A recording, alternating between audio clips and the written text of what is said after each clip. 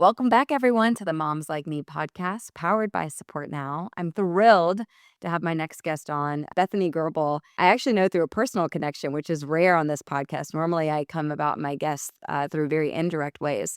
But very fortunate for me, I have been friends with Bethany's husband since probably middle school. So this is very much worlds colliding in a unique way. And part of why I wanted to bring Bethany on isn't just to share her story about her wonderful little boy, John, but also because as I saw her use Support Now in her own journey, it really dawned on me that there was a best practice to be learned by Bethany and how she utilized some of the features. And of course, we don't typically lean into like the product on this podcast. We lean into the story. And at the same time, I think there's a lot to learn from the way that Bethany has approached this entire experience with her son. So we will get into all of that here. But first, Bethany, welcome to the podcast. Thank you.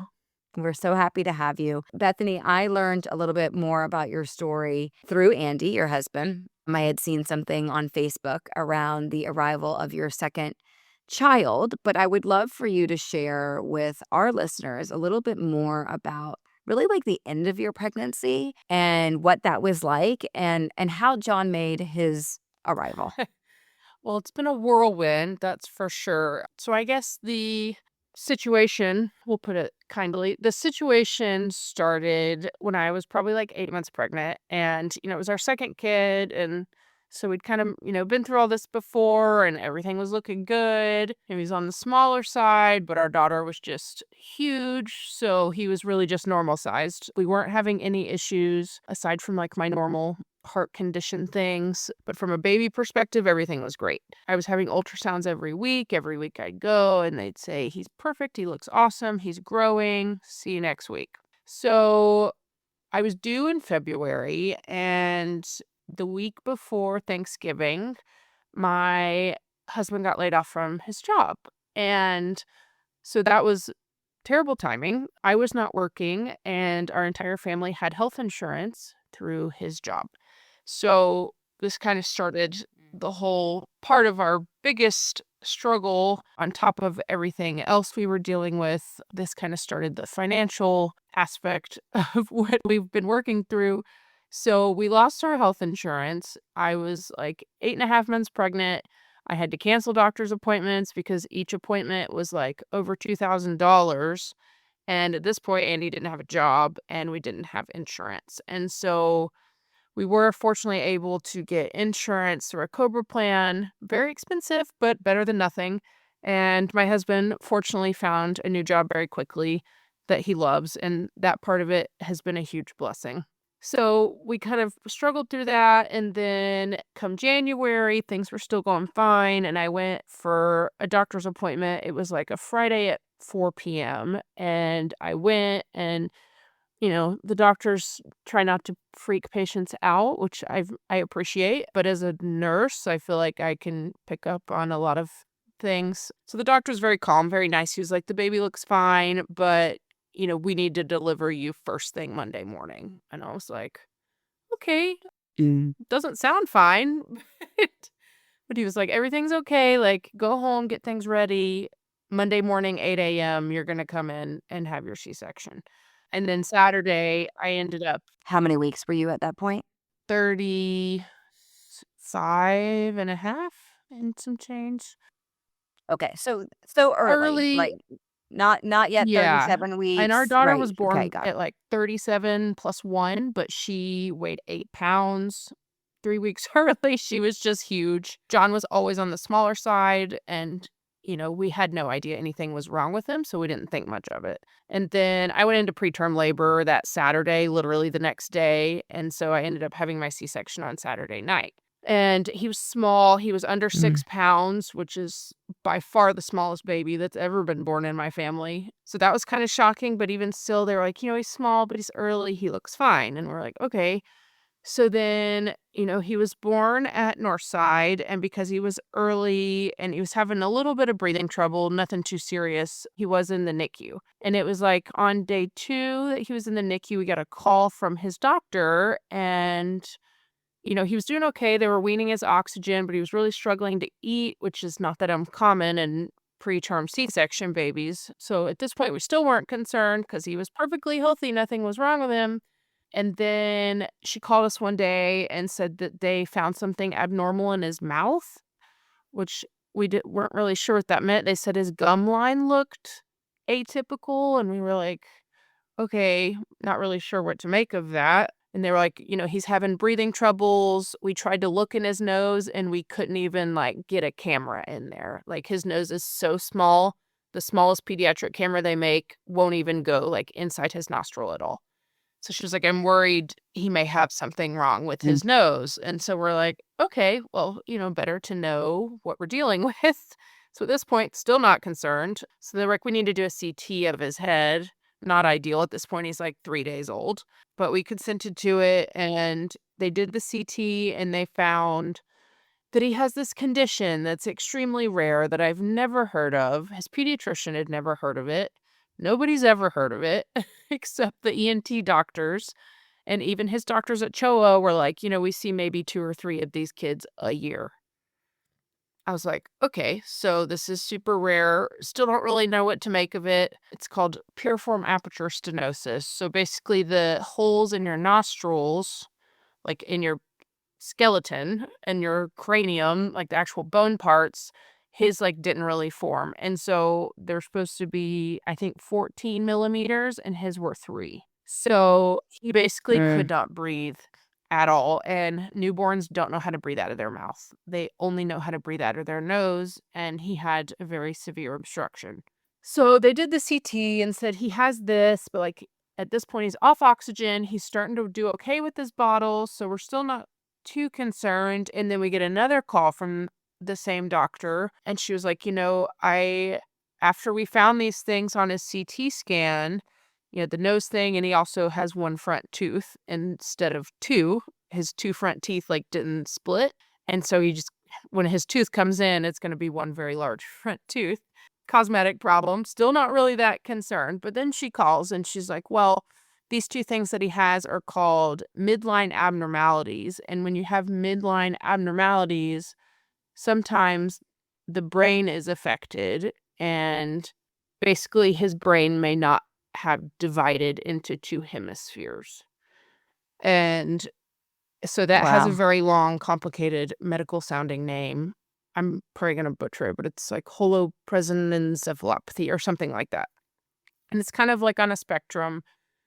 But when you Google that word and that diagnosis, it is terrifying, devastating. A lot of these kids are incompatible with life, do not live, never walk, talk, eat, do any of that. And so now all of a sudden we have our perfectly healthy baby boy who now maybe has a brain that didn't divide into hemispheres, in which case, he would be severely handicapped. So Andy and I were literally eating dinner at a Mexican restaurant when the doctor called and told us that. And so at that point, we're kind of just in shock.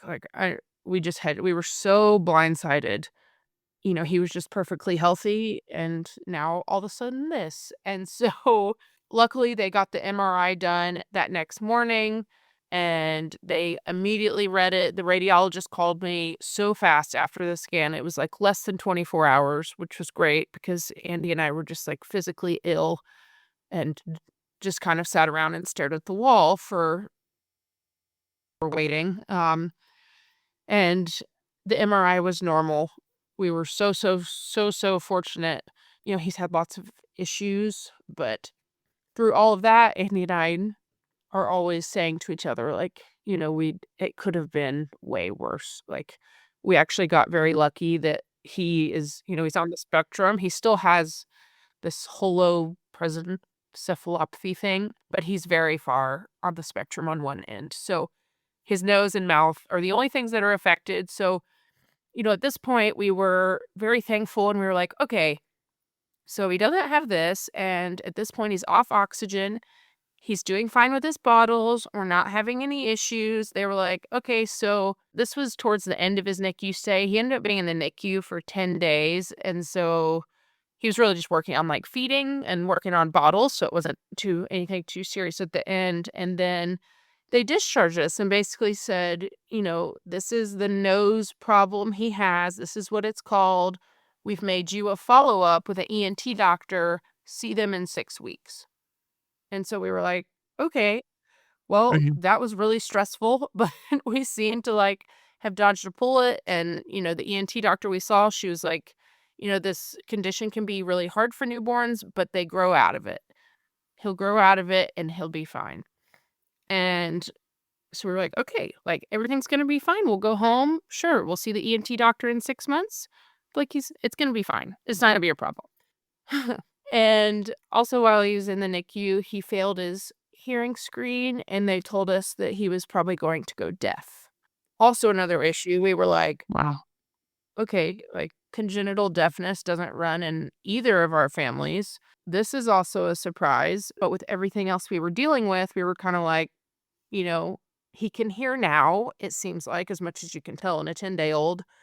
We'll worry about that later. It was just pretty low on the priority list. So there was also that in the back of our head. So we go home, everything's supposed to be fine. He's supposed to be growing out of this condition. And we bring him home and he's doing okay with the bottles, but like still really struggling to eat. You can tell like he can't breathe. It was, like, painful to watch him try to drink a bottle. Like, it literally made me sick to my stomach. It was pitiful. He sounded like he was choking. Every time he ate, he was, like, literally smothering, but he was so hungry, and so he was constantly just trying to eat, but he was choking. You could hear him choking. So we're home for a few days, and, like, we're trying our best to make it. So, like, it'll get better, it'll get better. And then he was home, like, 4 days, and he went, like, severe respiratory distress. I almost called an ambulance. I honestly wasn't sure that, like, his breathing was gonna get so bad he was gonna go into cardiac arrest is how bad it was at our worst point, but we live so close to Choa, I was like, "I don't wanna leave him. I'm gonna put him in the car," and I flew down the interstate. We got to Choa in, like, 7 minutes. By the grace of God, I didn't get pulled over. I don't know how, but we got there, and they, immediately rushed him back, and this started, like, a 6-month-long nightmare of, in and out of the hospital, in and out of surgery. I think he's had surgery. Honestly, I've lost count. I think we're at 12. I think he's had 12 surgeries, and Wow. 10 of those were in the first, like, 6 months. They kept trying to fix his nose, he couldn't breathe, he had a feeding tube, which was fine, but, he kept pulling it out and, his nose was really small, but he had to have a feeding tube, and so it just, like, made his breathing worse, but he kept losing weight. He's born just under 6 pounds, and at one point, he was, like, 5 pounds, 4 ounces because he couldn't eat. He was just losing weight, he was breathing so hard all the time. He was always just, like, sweaty. I mean, he was, like, running a marathon 24/7. He couldn't sleep, he couldn't eat, he was miserable. It was just awful to watch, and so for months and months, we were in and out of Choa, and, they kept trying to fix him, and it wouldn't really fix him, and at a certain point, all the surgeries made it worse, and so they were like, "Well, we need to stop, we need to leave him alone, and if he gets worse, then he'll have to get a tracheostomy." So, that's Uh, kinda where they left us in June, and we came home, and we just fought, and it was a disaster, and he still couldn't eat, couldn't sleep, was cranky. He was choking every time. You could hear him choking on every bottle. He was failing his swallow studies. He wouldn't keep his NG tube in, and so eventually they moved his feeding tube to his stomach, and that was kind of, I feel like, one of our first turning points, and we finally just kinda stopped trying to feed him, and we relied on his G tube, and he stopped having to work so hard.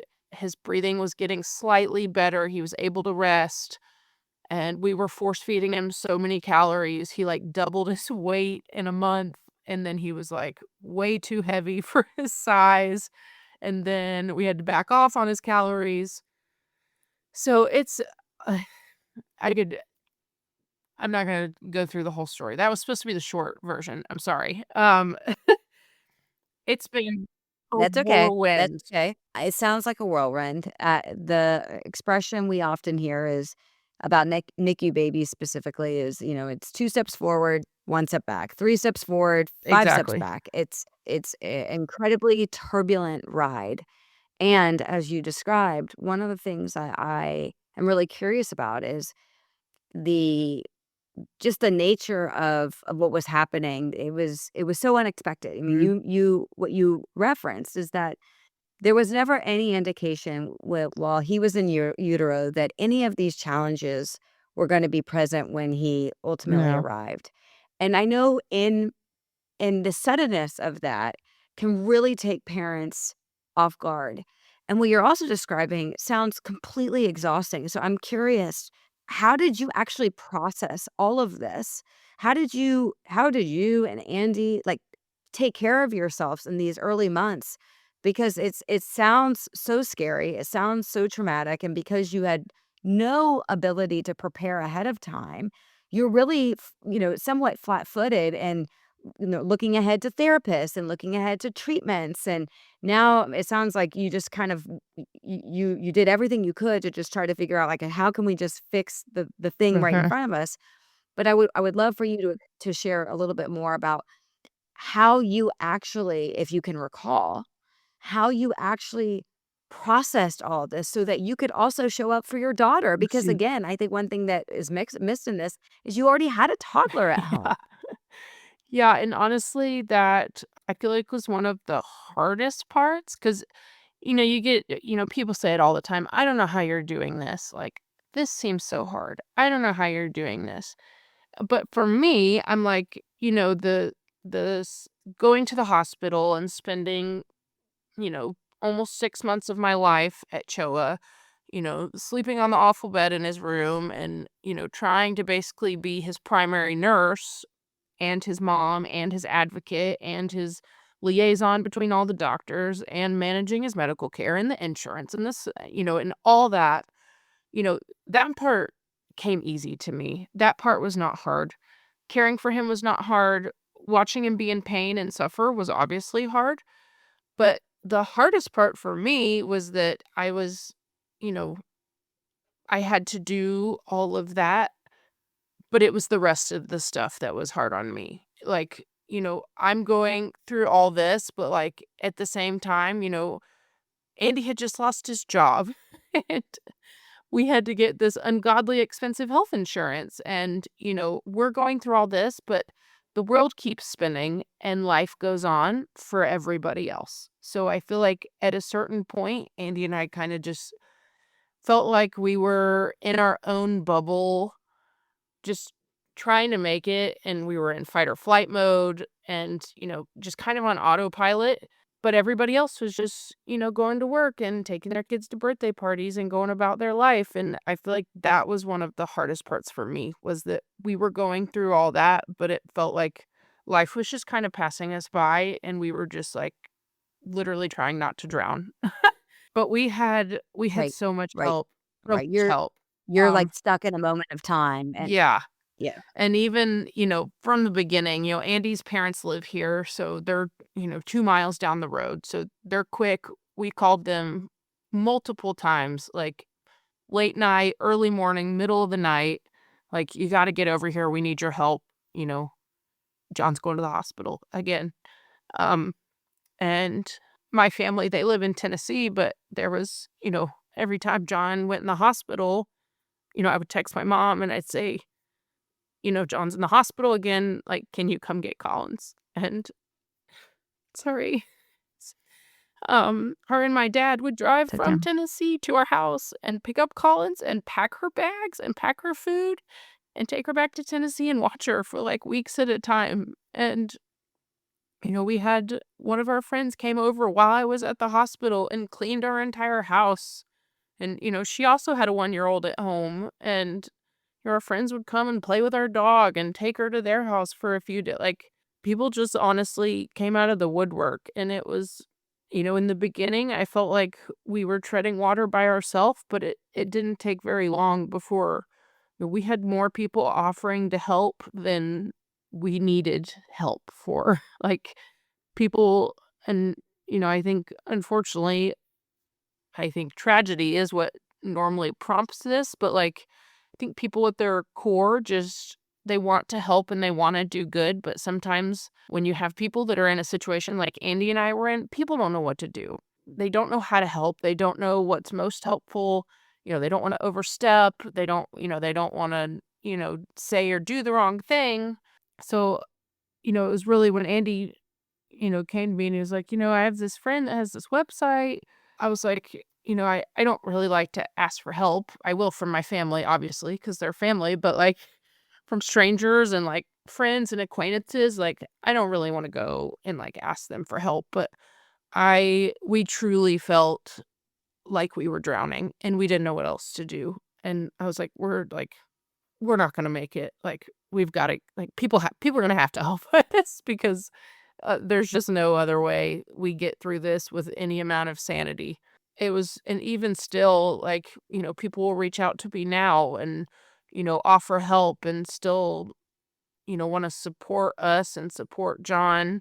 Unfortunately, I think we are through the worst of it, but, he's got another surgery scheduled in April, which will hopefully be outpatient. That's the plan, but you never know. And, when that time comes, I know, No, you've come a long way, Bethany. there was only one way to go at a certain point. What? Of course, of course. So you talked about how asking for help is so challenging. And I think we both know, especially as moms, like asking for help is one of the hardest things you could possibly do because we feel like it's our job, our responsibility to be able to do these things on our own. And at the same time, you relinquish that control, which I think is so admirable. And what you also did, which was really interesting, and I saw this from a distance, was you invested a lot of time in really telling your story. You shared updates with your community. You talked about the highs, i.e., the wins of your day and the lows of your days and weeks. So I'd love to learn a little bit more from you, like how you ultimately came up with the courage to lean into it all. Because sometimes when people ask for support, they just say what they need and that's all. But you really took the time to really tell and express to your community what was really going on. So I'd love for you to share more about that. So I've always been a journaler. Everyone, I feel like all little girls have a journal. I never really grew out of that. And even as an adult, it's always been very therapeutic for me to write things down. Not for, normally it's not for purposes of sharing on social media, but just like put my thoughts into words and see them on paper or, these days on my phone. I feel like just kind of puts things into perspective for me. And so, when we started doing the website, there was just so much happening. And, because it was medical based, a lot of people didn't understand really what was going on. So, I got a lot of positive feedback from people that were following John's story. And every time I would post an update, like at least a handful of people would text me and just say, like, I loved reading your update. I'm so glad, John's doing well. Or like, I read your update. I'm really sorry this week was terrible. I sent you some cookies. And, that's obviously not the reason that, we were doing it, but Andy and I, so many people were invested in John and in this journey, and we felt like we almost owed it to everybody to keep them involved so that, they kind of knew. And, word traveled way faster than we thought it would. And, all of a sudden there's a a church in Middle Tennessee in a town I've never heard of that has John on their prayer list because a friend of a friend of a cousin of an in-law added him to their prayer list. And it's just like, and there were so many days we were literally, like the song, living on a prayer because it felt like that's all we had. Like our world was crashing and we had no control over anything Right. and nothing was going right and we didn't know what to do and it felt like we were failing as parents and we weren't getting the answers we wanted. He wasn't making progress. He was getting worse. And I feel like we really hit our low point just before Easter and he spent 28 days in the PICU and he almost went into cardiac arrest a few times that hospital stay. And like there were a few days like we literally thought he might die. And I'm like, how did we go from having like a perfectly healthy newborn to like now I'm falling asleep thinking about how I might have to bury my 3-month-old. Like, nothing will bring you, Mm. I just we were so lost, and asking for help seemed like the reasonable next move. But, you know, writing his updates has and it still is, thankfully we don't have as many updates these days because life has become a little more normal for us, thank God. But even still, like it's a very therapeutic way for me to really process everything. I think through all these things in my head, and I'm a nurse, so worst case scenario is just where my brain goes. Any of these medical people will probably understand. So that's just kind of the path that my brain is always on. So, like, when I was writing these updates, I would take some time to write them, and I would write the initial one, and then, I'd show it to Andy and he'd read it and he'd be like, you put it this way, but like that's not really like what the doctor meant, I don't think. And like it would help us process it together, and like talking about it would bring up questions, and we'd be like, we should ask the doctor about that. Like, I didn't even think of that, but you're right. Like, not really sure what he meant. And so it helped us kind of work through things together in a way, because otherwise, you know, like I said earlier, life moved on, and our daughter had to go to school, and she was in soccer, and she was, we were trying to keep life normal for her as much as we could. So to sit down at the end of every day and, like, dissect John's medical updates, that wasn't happening. Like, I'd be at the hospital and I would text Andy updates, but, like, he's at work, he's trying to focus on work, and, I'm trying to also take care of Collins and keep her life normal, so we just didn't have a whole lot of time to, like, sit and process through all of this, and the website was really helpful in that way. And so it really helped us work through things together, and it helped other people, I feel like, be included. I've had friends that have had similar situations, and I'm like, I know these people are going through something terrible. Her husband has cancer, but, like, I don't really know where they stand. I don't know what's going on. I don't even know if he's home. Is he in the hospital? Like, I'd like to send them something, but, like, are they even home? Or, stuff like that. So I feel like all the people that really, really wanted to help us, giving the updates also helped them know where we needed help, basically. I know John's in the hospital. Yeah, and I think the other thing, I mean, it's so interesting. I'd never heard of this as, like, a mechanism to do this, but before I get to that point, I think, one of the things that I often see, and you experience this, is like the stampede of support. You talk about how, like, as news began to spread about what was happening, it spread much quicker, much Yeah, faster than you expected, right? And that's great. It's great to get that initial stampede. And what we often hear is that stampede very kind of like very mhm. quickly, as Oh, quick as yeah. they comes is as quick as they go. Unless unless you take it upon yourself to inform them of what's actually happening. Because I think it's human nature for us to want to get to, like, well, where's the good news? Like, oh, the good news is he's out of the hospital, so they must be fine now. And as you've already shared in this conversation, is it's not that simple, right? Like, one second you're in the hospital, the next time you're home, you think you're good. Next second you're back, things are worse. And unless you inform these people that very much care about your situation, the realities of your day to day, your week to week, they can't possibly continue to Exactly. support you because they don't know. And so by giving them updates, you gave them an opportunity to continue to show up with you for you, not just with money or meals or practical things, but also emotionally, because I love hearing those kind of the back channel conversations of Mhm. texting just to say, "Hey, I'm thinking about you today," or "I'm sorry today has been hard for you." Because so much of what we want to avoid is we want to avoid that feeling of a family like you, caregivers like you all feeling lonely, because you're not alone. It's just that people need to Right. recognize the situation that you're in. And then the other point that I was gonna make that I think is so thoughtful, I'd never even thought about this before, is that the way you and your husband received information isn't always the Very same, right? different. A doctor can say one thing and you Yeah. interpret it one way, he interprets it the other, right? But to use, like, the opportunity to write that down so you all can align on what's actually going on is I would imagine that's also really healthy for your marriage and how you're gonna choose to navigate the next step forward because if one person's interpreting something one way and the other's interpreting the next, well, it's hard to Yeah. come to the same conclusion. So I think that's a really I've never heard that before, but that's a really interesting opportunity that even I didn't see in sharing updates.